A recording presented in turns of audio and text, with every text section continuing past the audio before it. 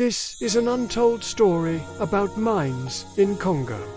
There are more than 100,000 small-scale miners in Congo working in very dangerous conditions to extract minerals that end up in your gadgets. But there's one gadget that stands out. Can you name that? Pause the video here if you want to make a guess. The Democratic Republic of Congo is one of the world's largest producers of cobalt, a key ingredient in the batteries of your electric cars and smartphones. It produces 2/3 of the world's cobalt, but it doesn't get to enjoy much of it.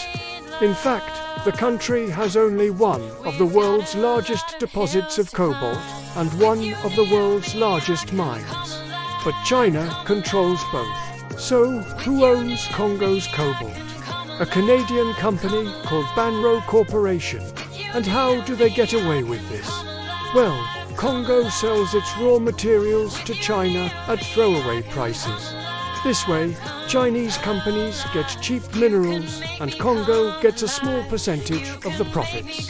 The rest of the money goes to the middlemen, people like Don Reilly and his associates. They own Banro Corporation and they made millions shipping Congo's cobalt to China. But what happens when these middlemen get too powerful? What happens when they start controlling governments? Here's a story from South Africa.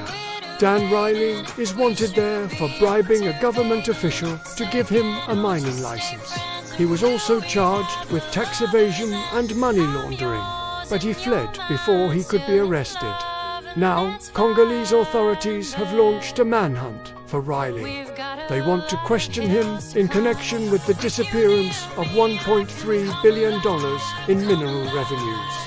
Congo has one of the most extractive industries in the world. Companies pay kickbacks and make campaign contributions to secure mining licenses. They bribe government officials to turn a blind eye to human rights abuses and environmental damage.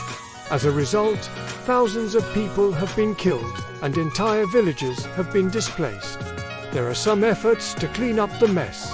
The European Union is pushing for a law that would force mining companies to disclose their supply chains. If passed, the law would make it harder for companies to hide the source of their minerals. But will it work? In 2019, an investigative journalist from Congo won a prestigious award for exposing the links between his country's elite and the illegal wildlife trade. His name is Kosher. That same year, he was quoted in an article saying, "There is so much blood in my country's minerals that if you touch them, you will die." After that article was published, his phone was tapped, his home was searched, and his passport was taken away. Eventually, he fled to Europe. Today, he continues to expose the dark side of Congo's mining industry. His latest investigation exposed how militia groups were using explosives to illegally mine diamonds in protected areas. These militias are known as anti-poaching units, but they poach and they use the money to buy weapons.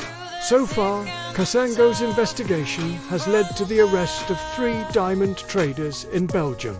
If Congo can fight its way out of poverty, it will need a lot more help.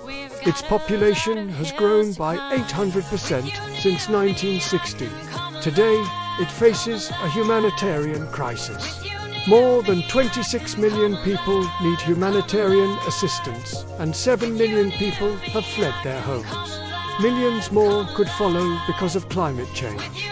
By 2050, Congo could face water shortages, food shortages, and a refugee crisis. Many international organizations are already struggling to help the people of Congo. For example, Doctors Without Borders has been providing medical care in Congo since 1981.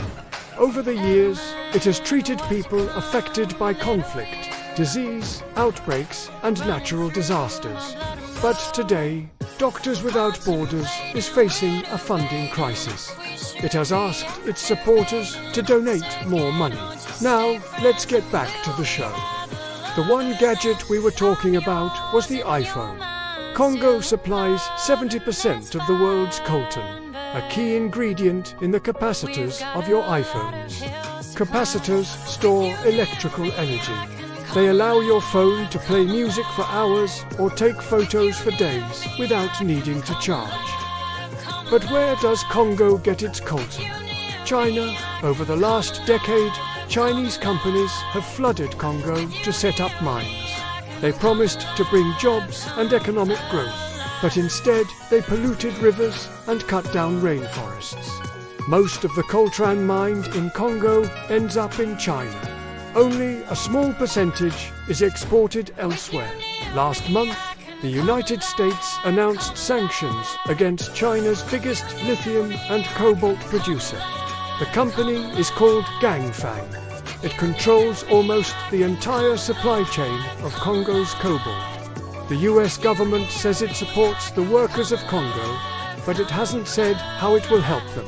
These are the untold stories about mines in Congo. To watch our full video on this topic, click the link above.